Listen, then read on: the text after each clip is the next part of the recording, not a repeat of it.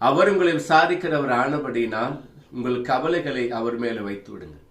6ஆம் வசனம் சொல்கிறது, ஏற்ற காலத்தில் உங்களை உயர்த்தும்படிக்கு அவருடைய பலத்த கைக்குள் அடங்கி இருங்கள்.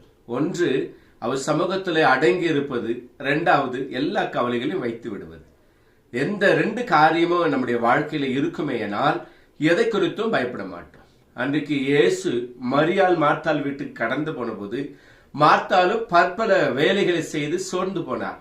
ஆனால் மரியாளோ தேவ சமூகத்தில் உட்கார்ந்து கர்த்தர் என்ன சொல்லுகிறாரோ அதை குறித்து கேட்டு அவள் எந்த காரியத்தை குறித்தும் கவலைப்படலை. இன்னைக்கு ஆண்டவருடைய வார்த்தைகள் நோக்கி வருகிறது, நீங்கள் அடங்கி இருங்கள், நீங்கள் உட்கார்ந்திருங்கள், உங்களுடைய பாரங்களை அவர் மேல வைத்து விடுங்கள், ஏனெனில் அவர் உங்களை விசாரிக்கிறவர்.